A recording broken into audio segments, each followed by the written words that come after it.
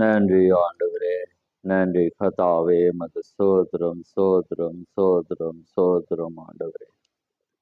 மகா பரிசுத்தமுள்ள பிதாவே, இந்த மகிமையான இந்த நேரத்துக்காக உமக்கு சோத்திரம். ஆம் கர்த்தாவே, இந்த மகிமையான இந்த காலை வேளையிலே மீண்டும் உம்முடைய சமூகத்திலே ஆண்டவரே உமக்குள்ளாக நாங்கள் ஆவிக்குள்ளாக ஒன்று கூட நீர் ஏற்படுத்தின இந்த நேரத்துக்காக உமக்கு சோத்திரம்.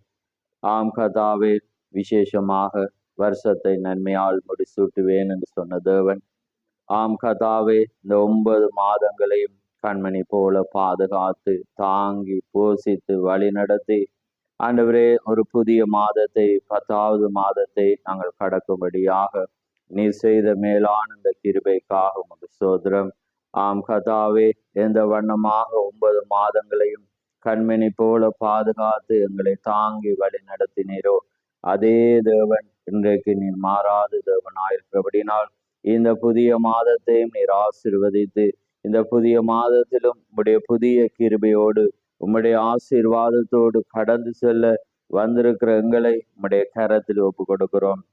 ஆம் கர்த்தாவே, நிச்சயமாய் ஆண்டவரே, இந்த பூமியிலே நாங்கள் பாதுகாப்பாக இருக்கத்தக்கதாக எங்களுடைய ஆத்துமாவை வழி தப்பி போகாத வண்ணம் காத்து கொள்ளத்தக்கதாக ஒரே ஒரு காரியம் தான் உண்டு. அது உம்முடைய வார்த்தையாயிருக்கிறது. அந்த வார்த்தை ஒன்றே எங்களுக்கு ஜீவனை கொடுக்கும். அந்த வார்த்தை ஒன்றே எங்களுடைய கால்களுக்கு தீபமாயிருக்கும் என்று நாங்கள் அறிந்திருக்கிறோம்.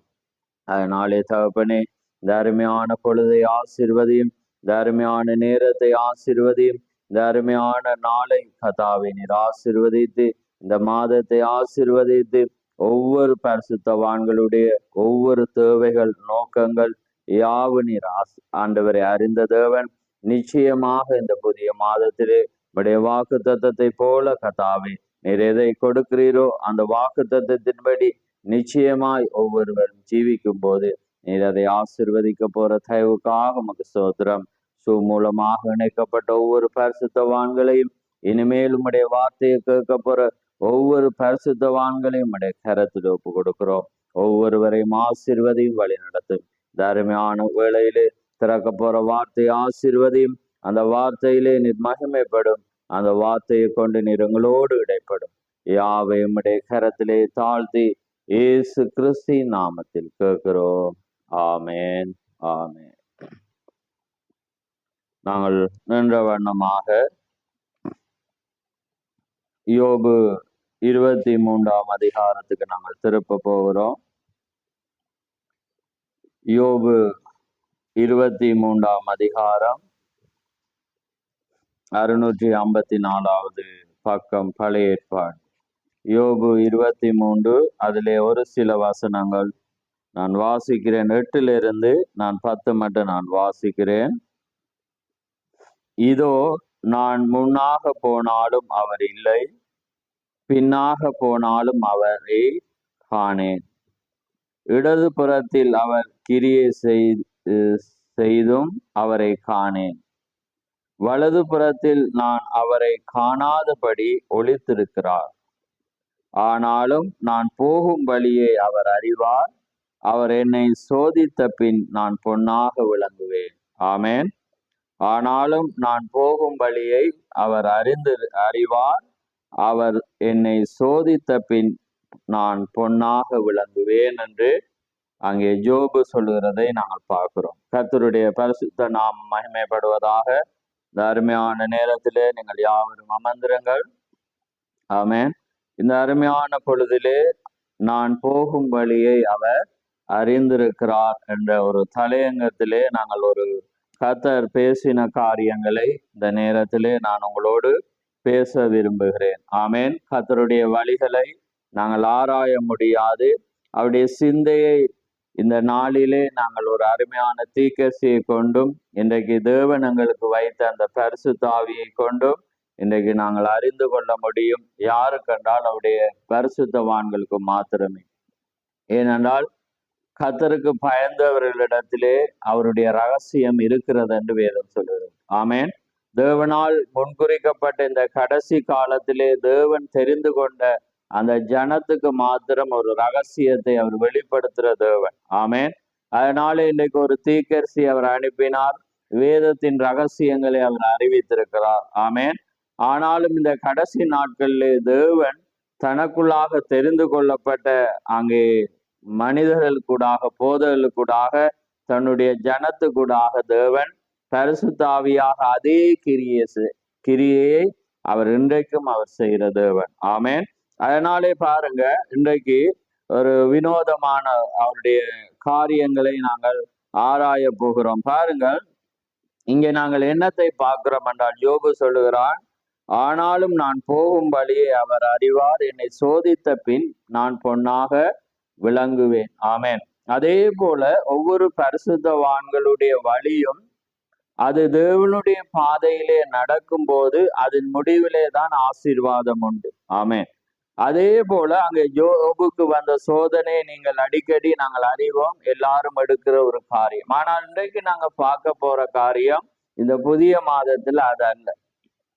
அவன் முன்னால பாருங்க என்ன சொல்றான்டா, இதோ நான் முன்னாக போனாலும் அவர் இல்லை, பின்னாக போனாலும் அவரை காணேன், இடது புறத்தில் அவர் கிரியை செய்தும் அவரை காணேன், வலது புறத்தில் நான் அவரை காணாதபடி ஒளித்திருக்கிறார்.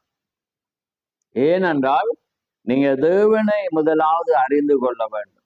இங்கேதான் அநேகர் விழுந்து போவார்கள்.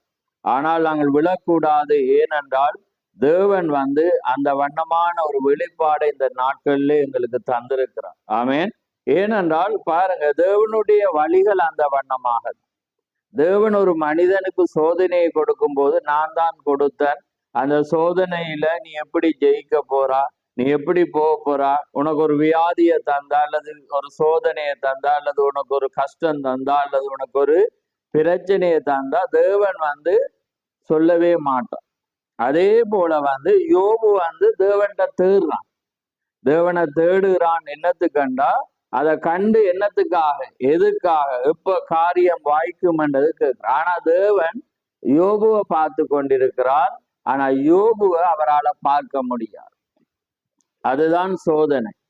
ஏனென்றால் அதை தான் தேவன் செய்யற ஒரு காரியம். அதனால்தான் பாருங்க, அவன் சொல்றான், நான் அங்க முன்னால பாக்குறேன், பின்னால பாக்குறேன், அங்க அவர் கிரியை செய்யறார், அதிசயங்களை செய்யறார், அந்த நேரத்தில் அதை தேடி போறேன், ஆனா அவர் ஒளிந்து கொள்ளுகிறார். ஆனா அவன் யோபு என்ன சொல்றான்டா, ஆனாலும் நான் போகும்படியே அவர் அறிவார். ஆமேன்.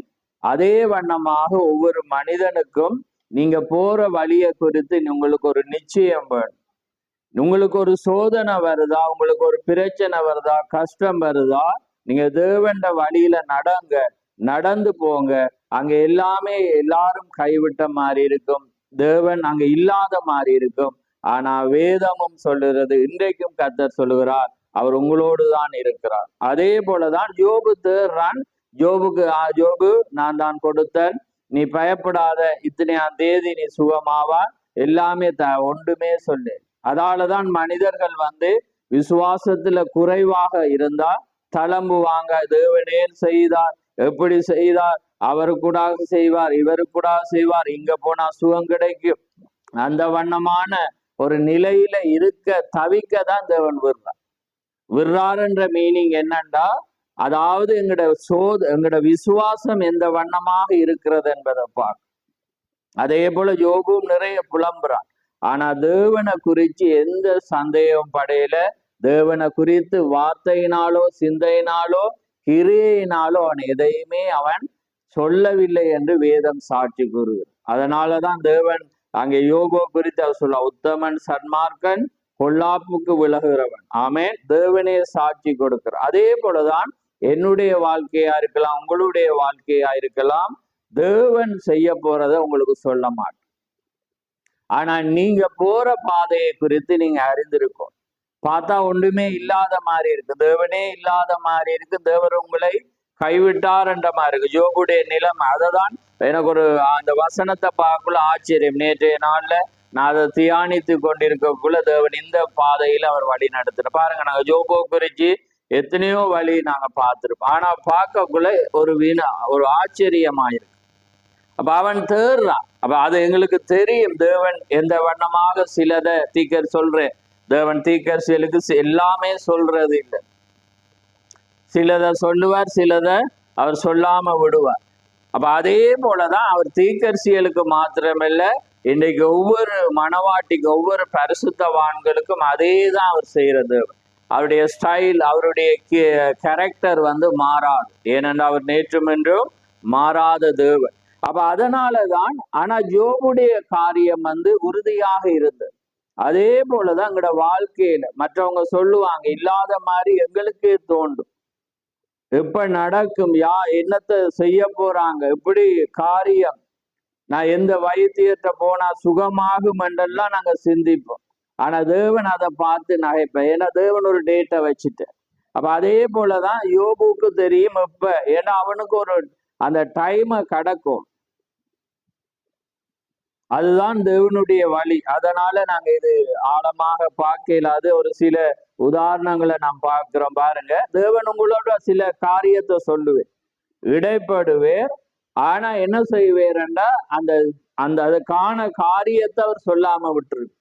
அப்ப அதே போலதான் யோபோடு ஒரு காலத்துல தேவன் இடைப்பட்டு, ஆனா அந்த சோதனை வர்ற வேளையில அவர் தெரியாத மாதிரி பேசாத மாதிரி அவர் என்ன செய்துட்டேரண்டா அவர் விட்டுட்டு. அதுதான் காரியம். நாங்க தான் அந்த விசுவாசம். ஆபிரகாம தேவன் சந்திச்சு, மம்ரேசம் உனக்கு வருவேன், அது எப்ப வருவேன், என்னத்த வரும், ஒன்றுமே இல்லை, எத்தனையாவது வருடம் தருவேன், அப்படியே விசுவாசிச்சுட்டு இருக்கும். ஆனா தேவன் அவன் கூப்பிடுற வேலையை படி அங்கீகரிக்கிறேன், பேசுறேன். ஆனா அவனுக்கான அந்த பரீட்சையின் காரியத்தை குறித்து அவர் எதையுமே அவர் சொல்லு. ஏனென்றா அதுதான் தேவனுடைய காரியமாயிருக்கு. அதே போலதான் இங்க யோசுவாவில நீங்க பாருங்க, யோசுவா அதிகாரத்துல இஸ்ரவேல் ஜனங்களுக்கு தேவன் ஒரு கட்டளையை கொடுக்கிற வேளையில என்ன நடக்குதுன்னா, பார்க்கிற வேளையில அவர் சொல்ற சாபத்துக்கு இடான ஒரு காரியத்தை நீங்க எடுக்க கூட, எடுத்தா நான் உங்களோடு இரேன்னு. அப்ப பாருங்க, அப்படி நடக்கிற வேளையில என்ன நடக்குதுன்னா, அங்க எடுத்தோன பாருங்க, இப்ப யோசுவா ஜெபிக்கிறான். இப்ப பாருங்க, நான் அந்த பாயிண்ட்டுக்காக நான் ஒரு வசனம் நிறைய இருக்கு இந்த காரியம். அதாவது தேவன் சில இதுல நாங்க ஜெபிக்கக்குள்ள வருவேன். ஆனா எங்கட வர்ற பிரச்சனை, சோதனை, வியாதி எப்படிப்பட்டதா இருந்தாலும் அதை ஒன்றும் சொல்ல மாட்டோம். அதை நாங்க ஒரு நிச்சயத்தோடு எங்கட காரியத்தை பார்த்துதான் கடந்து போகணும். பாருங்க, இதுல யோசுவா 7ஆம் அதிகாரத்துல பாருங்க, இவன் ஜெபிக்கிறான். யோசுவா கர்த்தராகிய ஆண்டவரே, எங்களை அழிக்கும்படி என்று அப்படி எமோரியர் கையில் ஒப்பு கொடுப்பதற்காக தேவரீர் இந்த ஜனத்தை ஜோர்தானை கடக்க பண்ணீர். நான் 8 வாசிக்கிறேன். ரைட், 10 வாசிக்கிறேன் பாருங்க. அவர் தேவன் பேசுற காரியம். அதான் யோசுவா 7:10. அப்பொழுது கர்த்தர் யோசுவாவை நோக்கி, எழுந்திரு, நீ இப்படி முகங்குப்புற விழுந்து கிடக்கிறது என்ன? இப்ப தேவன் இவன் அழுது ஜெபிக்கிறான். ஏன்னா இங்க 36 பேர் செத்துட்டாங்க. இப்ப தேவன் என்ன செய்யறாருன்னா யோசுவாவோட இடைப்படுறேன். அப்ப பாருங்க, இஸ்ரவேலர் பாவம் செய்தார்கள், நான் அவளுக்கு கட்டளையிட்ட என் உடன்படிக்கையை மீறினார்கள், சாபத்திடத்தில் எடுத்து கொண்டதும் களவு செய்ததும் வஞ்சித்ததும் தாங்கள் பண்டம்பாடியலுக்குள்ளே வைத்ததும் உண்டோ? ஆதலால் இஸ்ரவேல் புத்திரர் தங்கள் சத்துருக்களுக்கு முன்பாக நிற்க கூடாமல் தங்கள் சத்துருக்களுக்கு முதுகை காட்டினார்கள். அவர்கள் சாபத்தீடானார்கள். நீங்கள் சாபத்தீடானதை உங்கள் நடுவில் இருந்து நிக்கிற பண்ணாவிட்டால் இனி நான் உங்களோடு இரேன். இப்ப பாருங்க, இந்த காரியம், ஒரு சோதனை வருது, ஒரு பிரச்சனை வருது, என்ன காரியம் என்று சொல்றேன். ஆனா யார் எதை செய்தாங்க, அது எப்படி நடக்கும் என்றதை அவர் சொல்லு. புரியுதாங்க?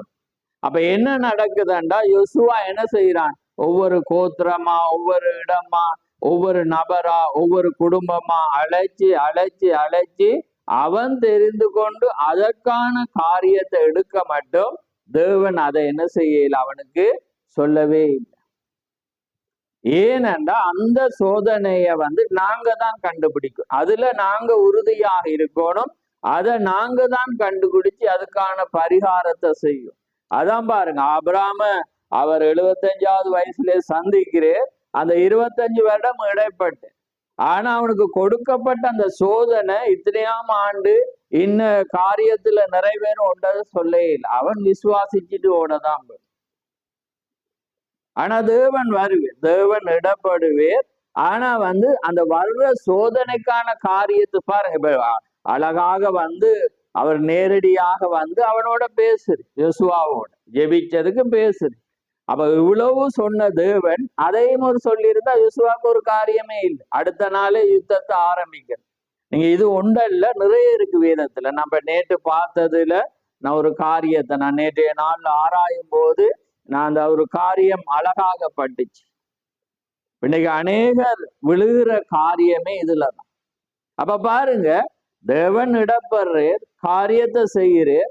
ஆனா அந்த சோதனைக்கான அந்த மரணத்துக்கான காரணத்தையும் இவ்வளவு சொன்னவர் ஒரு பேரை மட்டும் சொல்லியிருந்தா முடிச்சு. இந்த இவன் தான் உள்ள ஒளிச்சு வச்சிருக்க, அவனை புடி என்று சொல்லியிருக்கான். சொன்னாரா? இல்லை. பாருங்க, அவன்தான் அதை கண்டுபிடிக்கும். அதே போலதான் வேதத்துல நீங்க பாருங்க, அந்த வண்ணமாக தான் தேவன் ஒவ்வொரு காரியங்களை அவர் என்ன செய்கிறார்? செய்கிற தேவன். ஏனென்றால் அதுதான் அவருடைய காரியமா இருக்கிறது. ஏனென்றால் தேவன் அந்த வண்ணமான ஒரு காரியத்தில், அதான் யோபு சொல்றான், நான் போகும் வழியை அவர் அறிவார், அவர் சோதித்த பின் நான் பொன்னாக விளங்குவேன். என யோபு என்ன செய்தான்? பழி செலுத்தினான், உறுதியாக தேவனை நம்பினான், அந்த விசுவாசத்தோடு காத்திருந்தான், அந்த வழியில நடந்தான். அவனோட வாழ்க்கையில மாறி மாறி மாறி எல்லாமே நடந்தது. அவனுடைய உயிருக்குயிரான தோழர்கள், அவன் நெருங்கின அந்த மனைவி, அங்கே பிள்ளைகள் எல்லாமே இல்லை. ஆனா அவன் உறுதியாக இருந்தான். அதான் அவன் சொல்றான், தேடுறான் ஆனா கண்டுபிடிக்க. அவர் சொல்ற அந்த இடத்துல கிரிய செய்கிறார் என்று கண்டுட்டு நான் அங்க போனேன், ஆனா அவர் ஒழித்து கொண்டார் என்று சொல்றார். அப்ப அதே போலதான் உங்களோடும் அவர் சில காரியத்துல தேவனுக்கு பின்னாக நீங்க பொன்னாக விளங்குற ஒரு சோதனைக்காக அவர் சில நேரத்துல தெரியாதவர் போல இருப்பார், காணாதவர் போல இருப்பார். நாங்க இப்ப கடந்த வாரங்கள்ல பார்த்து வார காரியம் பாருங்க. அவ்வளவு மகத்தான அந்த மனிதர்கள் பாபிலோன்ல நின்றவர்கள். ஆனா அவர் என்ன செய்யறார்? அந்த சோதனைக்கு அனுப்பிட்டு பார்த்துட்டே இருந்து அவருக்கு ஓடி சொல்லலாம், அடை உங்களோட அறிக்கையை கண்ட நீங்க போங்க, நான் காப்பாத்துறேன். அப்ப அதுக்கு இடமே இல்லை.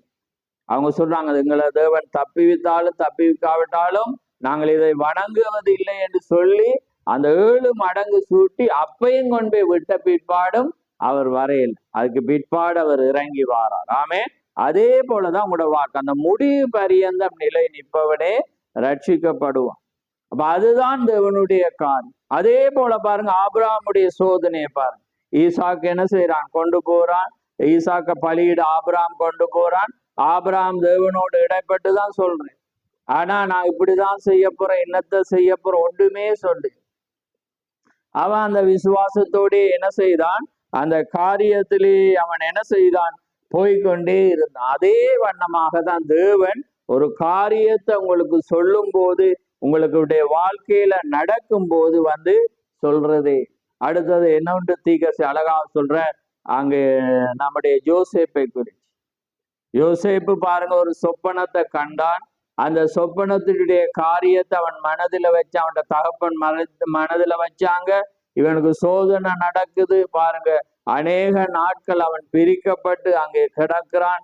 காவல் கிடங்குல அடிமையாக எல்லாமே விற்கப்பட்டு காரியங்கள் அவன் என்ன செய்யப்பட்டான்?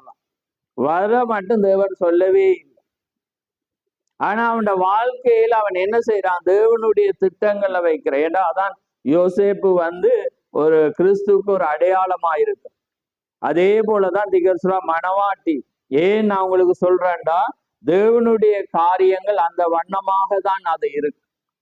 நீங்க ஏன் எதற்கண்டு அலைஞ்சி தெரியக்கூடாது, ஒரு நிலையான ஒரு காரியத்துல இருக்கும். நாங்க பார்த்தோம், மகா பரிசுத்த ஸ்தலத்துல வர்ற மாதிரி அலைய மாட்டான், நிலை தடும மாட்டான், நிறைய வார்த்தைகளை பேச மாட்டான். கர்த்தர் செய்வார் என்றதுல அவனுக்கு தனக்கு கொடுக்கப்பட்ட காரியத்தில் அவன் ஓடிக்கிட்டு அவன் என்ன செய்வான்? விசுவாசத்திலே அவன் இருப்பான். பாருங்க, அந்த வண்ணமான ஒரு காரியத்தை அவன் மனதுல வைச்சபடினால அங்க பாருங்க, தன்னை சகோதரர்களை காண்றான். காணும் போது அவன் என்ன செய்யற? தன்னை வெளிப்படுத்தவே. அத நாங்க அந்த வசனத்தை வாசிச்சு பார்ப்போம் பாருங்க. ஒரு அழகான ஒரு காரியம். ஆதியாகமம் 42 நாங்க ஒரு சின்ன காரியமா இருக்கிறபடினால நாங்க பார்ப்போம். பரிசுத்த ஆவியானவர் உங்களுக்கு புரிய வைப்பாருன்னு நான் விசுவாசிக்கிறேன். பாருங்க,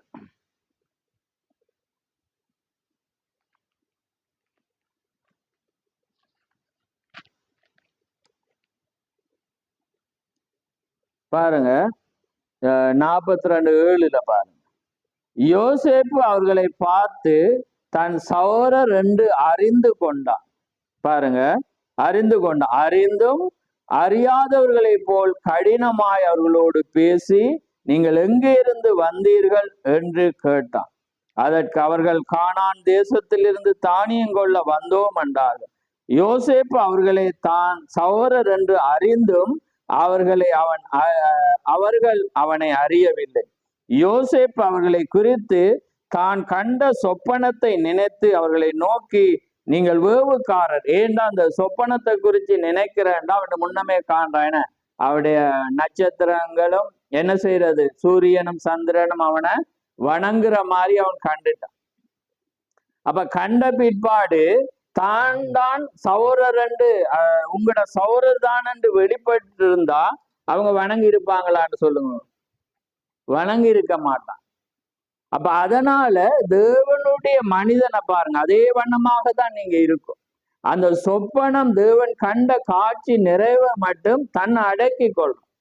அததான் தேவனுக்கு சொல்ல பாருங்க. இஸ்ரவேல் ஜனங்கள் இன்னைக்கு அடிபடுறாங்க, கடினப்படுறாங்க, எத்தனை உபத்திரம் படுறாங்க, உலக காரியமே அங்கே எதிராக இருக்கிறது. ஆனா தேவன் சொல்றாரா? இல்லை. அதே ஜனங்கள் இயேசு கிறிஸ்துவ சிலுவையில் அறைந்த பிற்பாடு இப்படிப்பட்ட கொடூரமான காரியத்துல நடந்தான். தேவன் பார்த்தும் பார்க்காதவர் போறதான் இருந்து. ஏனென்றா அப்ப அவர் தன்னை வெளிப்படுத்தலாம்.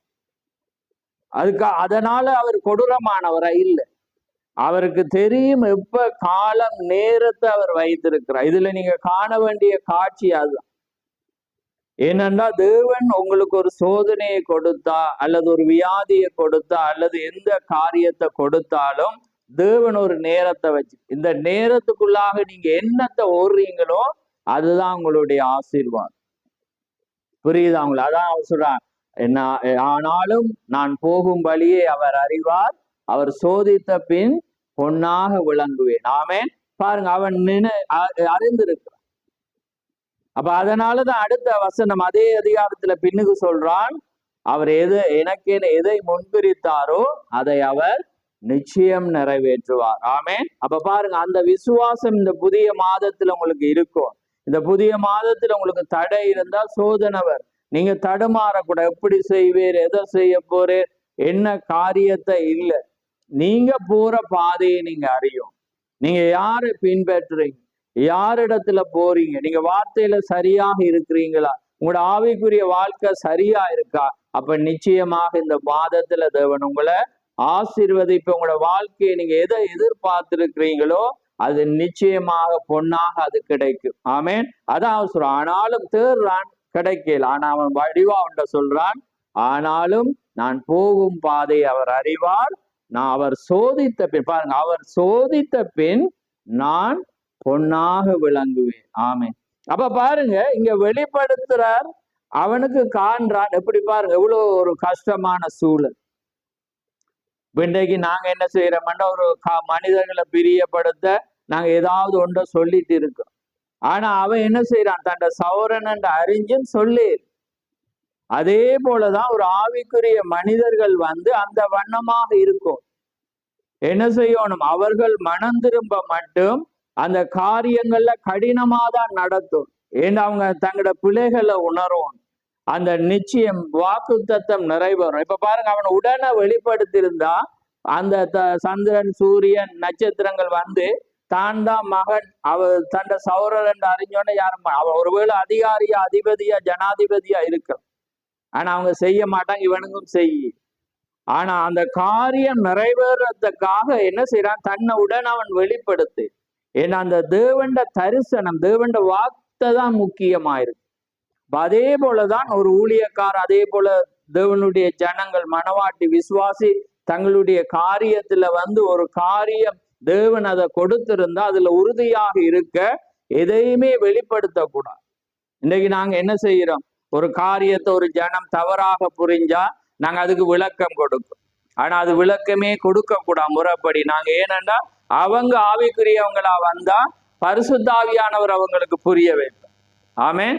இன்னைக்கு நாங்க என்ன செய்யறோம்? எங்களை நல்லவர்களாக காட்ட அல்லது எங்களோட காரியங்களை நியாயப்படுத்த நாங்க என்ன செய்யறோம்? நாங்க முன்னுக்கு போறோம். தேவன் போகம், அவன் புரியம், அவன் திருந்தோணும். அவனை திருந்த நாங்க என்ன செய்யணும்? விடணும். அதான் பாருங்க, கெட்ட குமாரன்ற ஸ்டோரியும் அதை தான் இதோட கனெக்ட் பண்ணு. அவன் என்ன செஞ்சான்? தட்ட புள்ளதான் போனான், தேவையானதை கொடுத்து போனான். அவர் போய் விளக்கம் கொடுத்தாரா? இல்லை.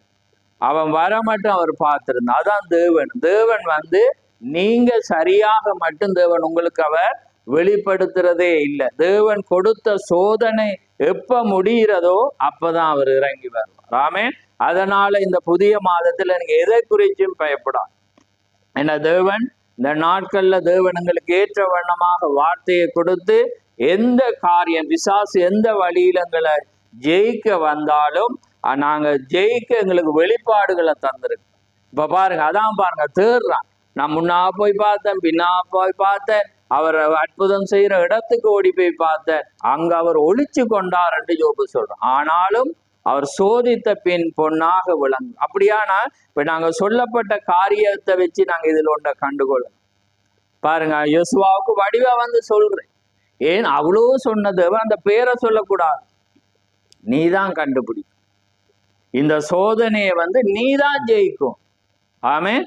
அதே போலதான் இன்றைக்கும் எங்களுக்கு வரப்பட்ட சோதனைகள். ஏன்னா ஒவ்வொரு மனிதனையும் அவர் வித்தியாசமாக சோதிப்பார், வித்தியாசமாக அவர் புடமிடுவார்.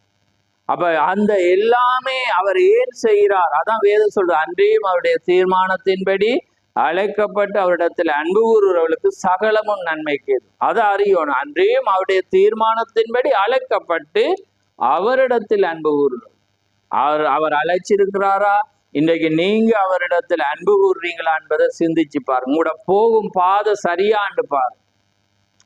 ஆனா நீதிமொழியில என்ன சொல்லுது? நீதிமொழியை 14ஆம் அதிகாரம், மனுஷனுக்கு செம்மையாய் தோன்றுகிற வழி உண்டு, அதன் முடிவோ மரண வழிகள். எங்கட சிந்தைய சொல்லு, எங்களுக்கு நல்லதா தெரியுது இன்றைக்கு உலகத்துக்கு, அந்த வழி சொல்லு. மனுஷனுக்கு செம்மையாய் தோன்றுகிற வழி உண்டு, அதன் முடிவு மரண வழிகள். ஆனா யோபு சொல்ற வழி எது? நான் போகும் பாதை அவர் அறிவார், அவர் சோதித்த பின் நான் பொன்னாக விளங்குவேன். ஆமேன். அதே போல எங்களோட பாதையை குறித்து நாங்க அறிந்து கொள்ளும். நாங்க எப்படி ஓடுறோம், யாரை பின்பற்றோம், நாங்க தேவனையா மனிதனையா, அல்லது தேவனையா சபையா, அல்லது தேவனையா, அல்லது எந்த பெரிய மனிதர்களே நாங்க பின்பற்ற வேண்டிய காரியம் தேவனுடைய வார்த்தையை மாற்ற.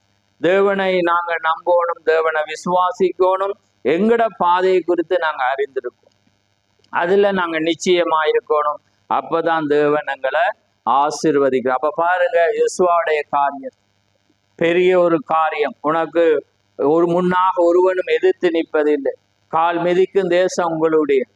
ஆனா அவன் ஜெபிச்சு அழுது புருண்டு கிடக்கக்குள்ள தேவ சொல்றேன், அதுக்குள்ளதான் இருக்கு.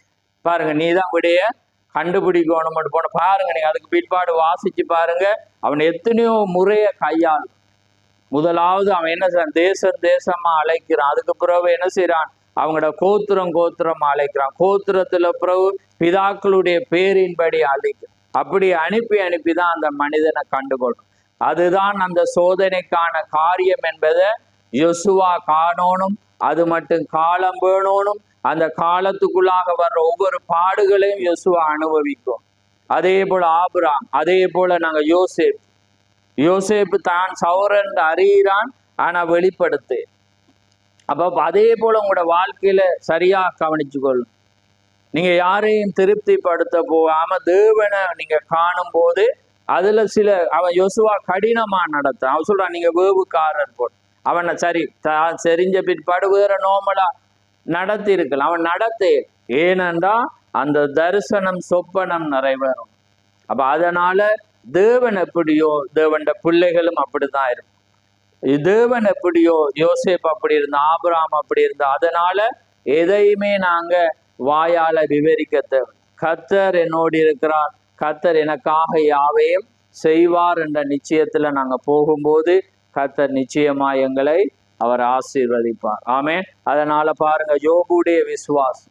யோபு எதை செய்தான்? என்பதை நாங்க பார்க்கிறோம். அதனால தேவன் செய்கிற சோதனைய அவர் உங்களுக்கு சொல்ல மாட்டார். எப்ப அவர் கை தூக்கி விடுவார் என்பதையும் சொல்ல மாட்டார். எப்ப உங்களை சுகமாக்குவார் என்றும் அவர் சொல்ல மாட்டார். இது எதனால வந்தது என்றும் அவர் சொல்ல மாட்டார். நீங்க தான் கண்டுபிடிக்கணும். நீங்க போகும் பாதை சரியாக இருந்தா நீங்க நிச்சயமாக பொன்னாக விளங்க கர்த்தர் இந்த புதிய மாதத்தை ஆசீர்வதிப்பார். அதனால நாங்கள் ஒரு நிமிடம் கண்களை மூடு. நன்றி ஆண்டவரே, நன்றி கர்த்தாவே, உமக்கு ஸ்தோத்திரம் ஆண்டவரே, நல்லவரே உமக்கு ஸ்தோத்திரம், ஜீவன் உள்ளவரே உமக்கு ஸ்தோத்திரம் ஸ்தோத்திரம். மகா பரிசுத்தமுள்ள பிதாவே, இந்த மகிமையான நேரத்துக்காக உமக்கு ஸ்தோத்திரம். இந்த மகிமையான நேரத்திலே ஒரு அழகான ஒரு வார்த்தையை தியானித்து உம்முடைய சிந்தையை நாங்கள் அறிந்து கொள்ள, நாங்களோ இன்னும் அதிகமாக எங்களை உறுதிப்படுத்தி கொள்ள நீர் கொடுத்த ஸ்லாக்கியத்துக்காக உமக்கு ஸ்தோத்திரம். ஆம் கர்த்தாவே, நீர் எல்லாமே கண்காணிக்கிற தேவன், எங்களை உற்று நோக்கிற தேவன். எங்களை விட்டு நீர் தூர போகவில்லை, ஆனால் நீர் எங்களை பார்த்து கொண்டிருக்கிறீர். அதனாலே நாங்கள் போகும் பாதையை நாங்கள் அறிந்து கொண்டு முன்னேறி செல்ல நீர் கிருபை செய்யும். இந்த நாளை ஆசீர்வதியும். ஒவ்வொரு பரிசுத்தவான்கள், ஒவ்வொரு குடும்பங்கள் யாவரையும் நீர் ஆசீர்வதியும். இந்த வார்த்தை ஆசீர்வதியும், கேட்கிற செவிகளை ஆசீர்வதியும். ஒவ்வொரு இருதயத்தோடு நீர் இடைப்படும். யாவையும் கரத்திலே தாழ்த்தி இயேசு கிறிஸ்துவின் நாமத்தில் கேட்கிறோம். ஆமென், ஆமென். என் ஆத்துமாவே கர்த்தரை ஸ்தோத்திரி, என் முழு உள்ளமே அவருடைய பரிசுநாமத்தை ஸ்தோத்திரி. என் ஆத்துமாவே கர்த்தரை ஸ்தோத்திரி, அவர் செய்த சகல உபகாரங்களையும் மறவாதே. ஆமென், ஆமென். கர்த்தர் தாமே உங்களை ஒவ்வொருவரையும் ஆசீர்வதிப்பார். ஆமென்.